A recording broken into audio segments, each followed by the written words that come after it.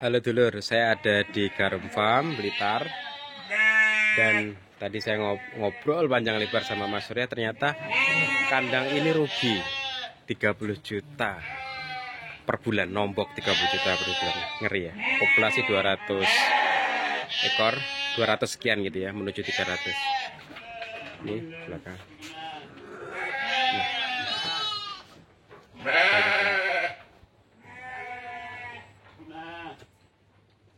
Ya, jadi memang breeding itu berat ya teman-teman. Nanti selengkapnya nanti tak ulas di monolog bagaimana kok bisa rugi, terus seperti apa skema breeding yang dijalankan di Garum Farm. Oke, see you.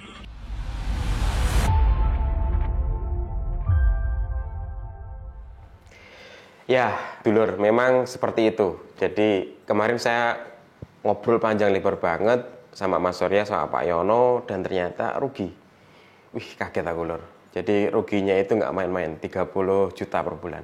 Bukan rugi ya, ini perlu kita garis bawahi nombok. Nah, jadi kemarin juga saya sempat lempar ke teman-teman. Percaya nggak Garum Farm itu nombok 30 juta per bulan? Nah gitu.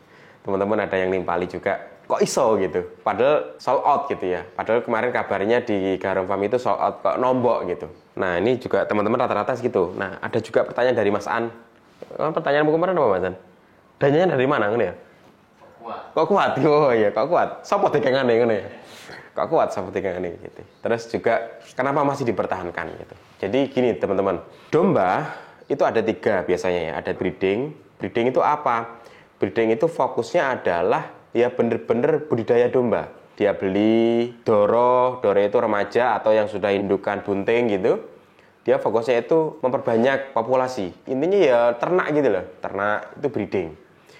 Fattening ini adalah penggemukan. Biasanya ini pemain yang katakanlah fokus di Idul Kurban. H+3 bulan, H+4 bulan dia mendatangkan domba. Kemudian dia digemukkan tuh. Sehingga dia pas waktu mendatangkan itu ya remaja. Nanti pas digemukkan 3 bulan atau 4 bulan. Sehingga dalam waktu momen tertentu, maka dia akan memanen. Nah ini namanya fattening. Yang ketiga adalah trading. Nah gitu.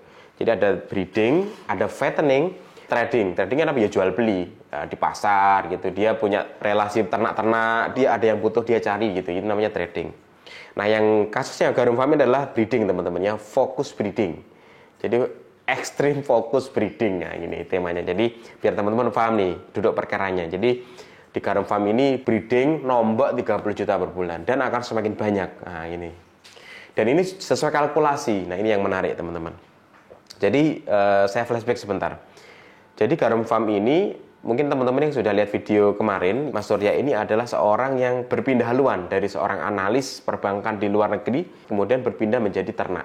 Nah, alasan menjadi ternak pun juga setelah penemuan yang panjang gitu ya, teman-teman. Jadi, awal mula sebenarnya proyek ternak ini proyek orang tuanya. Jadi, orang tuanya ini pensiunan, juga dari perbankan, memiliki aset yang banyak. Bapaknya ini, di tahun 2019, dia itu pengen mengisi pensiunannya dengan bertani dan beternak. Maka dia coba tuh mendatangkan banyak usaha, dicoba. Ada ternak waktu itu domba dan kambing, jadi belum fokus, mencoba-coba.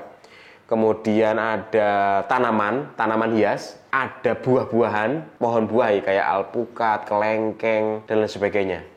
Nah, itu dicoba tuh di lahan yang tadi dikasih waktu 3 tahun. Jadi 3 tahun itu mana-mana nanti yang ada progres positif, maka itu yang ditekuni. Nah gitu, ceritanya gitu. Qadarullah pas waktu Covid itu di 2021 kalau nggak salah, ayahnya meninggal. Ayahnya meninggal dunia, maka kepengurusan akan Garum Farm ini dikelola sepenuhnya oleh Mas Surya ini. Dan di mana proyek Garum Farm ini proyek kemanfaatan gitu.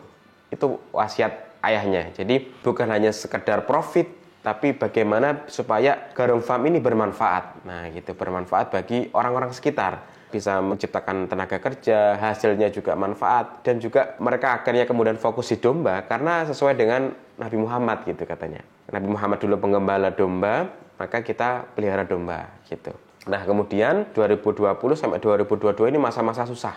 Jadi banyak kematian, banyak kalaupun tidak mati, ada indukan yang kemudian melahirkan itu anaknya mati karena nggak sesuai indukannya nggak mau nyusuin. Karena asinya nggak keluar, nutrisinya belum beres gitu ya, pakannya masih berantakan dan lain sebagainya. Bahkan kematiannya itu ekstrim ya teman-teman.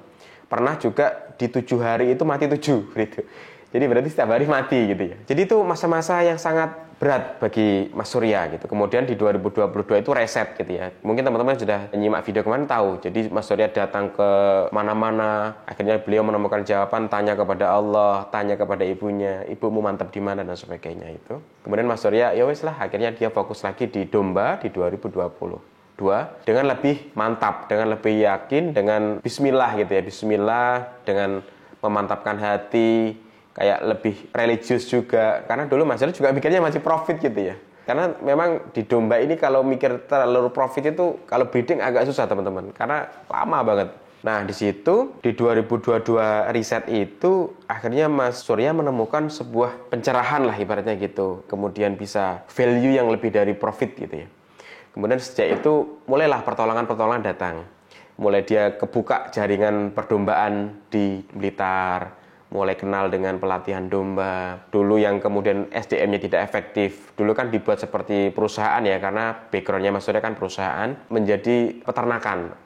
Jadi kalau di perusahaan itu biasanya kan sendiri-sendiri. Jadi A ngurusin pakan, B ngurusin breeding, C ngurusin apa dan sebagainya, itu sendiri-sendiri. Dan itu ternyata di perdombaan nggak efektif gitu ya. Dia lebih ke saling bantu, saling gotong royong. Jadi satu ini selesai terus ngapain bantu yang lain gitu loh. Jadi itu diterapkan dan lebih efektif. Kemudian dari pakan pun beliau juga menemukan guru pakan yang baik. Jadi di Blitar itu ada seorang guru yang dia itu kembali ke fitrah pakan gitu ya. Pakan itu tidak harus beli, tidak harus buat, bisa dengan ngeramban gitu ya. Ngeramban itu membantu tugasnya Satpol PP kan, biasanya kan ngerampasi. Nah dia bantu itu dari sebar Satpol PP buat pakannya dia dibawa. Terus misal di daerah mana panen jagung atau panen apa. Jadi sudah menerapkan sistem yang lebih efektif gitu ya. Pakan pun juga mulai bagus. Nutrisi juga udah mulai diperhatikan. Sehingga mulai bagus di 2022. Dan juga yang paling bagus adalah ketika Mas Surya itu kedatangan seseorang namanya Pak. Ini Pak juga menarik teman-teman. Dia itu melamar sebagai pengelola kandang, pimpinan kandang di mengelola teman-teman. Dan dia tidak mau digaji. Wah ini unik tau. Ini unik lagi ini. Jadi, wah nggak mungkin ini diguyon. Datang untuk kedua kalinya. Bahkan sampai datang ketiga kalinya baru Mas Surya memutuskan dengan ibunya dan kemudian menerima. Wah ini juga menarik. Kemarin juga saya tanya, Pak, apa alasan sampean kok mau di sini ngelola kandang? Setiap hari di situ, nggak digaji. Minta nggak digaji. Jadi ini yang menarik. Jadi ayah Mas Surya ini adalah seorang yang baik banget gitu ya, menurut. Dan beliau menemukan petuah-petuah kehidupan ketika bersama ayahnya itu. Sehingga Pak ini menganggap ayahnya Mas Surya ini seorang guru, nah gitu. Jadi ini mau mengabdi di situ dalam rangka dia mengabdi kepada gurunya. Wah ini menarik tau. Ini nggak ada di ilmu bisnis ini. Jadi Mas Surya ini sangat dibantu sama ini. Jadi setiap hari datang ke sana. Karena Mas Surya ini kan nggak pantas jadi peternak gitu. Karena bagus itu nggak pantas ngarit gitu. Bahkan ngarit pun dimarahin sama anak-anak kandangnya, sama teman-teman. Aku aja yang ngarit gitu. Mas Surya nggak usah ngarit. Jadi loyal banget ini. Bahkan Mas Surya bilang, ini lebih garum farm daripada Mas Surya sendiri. Dia itu memikirkan kebaikan kandang, memikirkan keefektifan kandang, memikirkan semuanya. Semangatnya luar biasa. Dan nggak mau digaji sampai sekarang. Terus pertanyaannya, dapat hidup dari mana gitu. Ternyata ini punya tokonya ini sudah jalan dan beliau menganggap cukup gitu. Jadi alhamdulillah sudah cukup untuk kehidupan sehari-hari. Dia ingin berkhidmat kepada guru atau di situ dengan cara seperti itu. Wah, ini orang unik. Dan dia orang pintar sebenarnya gitu ya. Jadi maksudnya banyak pertolongan sehingga mulai bagus lah. Cuma ya ternyata masih rugi. Ruginya 30 juta sekarang ya. Per bulan-bulan ini 30 juta. 30 juta itu rinciannya apa? Anak kandang itu sekitar 10-an atau berapa gitu ya. Untuk pakan, ini yang paling banyak pakan. Karena sehari itu butuh 1 ton pakan. 1 ton itu kalau dianggap 1.000, itu 1 juta sehari. Dan kenapa kok rugi? Nah ini, ternyata teman-teman, Mas Surya ini fokusnya benar-benar di breeding ya. Breeding, jadi benar-benar melipat gandakan aset. Jadi sebenarnya setiap bulan itu ada 20 sampai 25 kelahiran anak baru di sana itu. Dengan total indukan dan pejantan, di setiap bulan ada 20 sampai 25 anakan baru.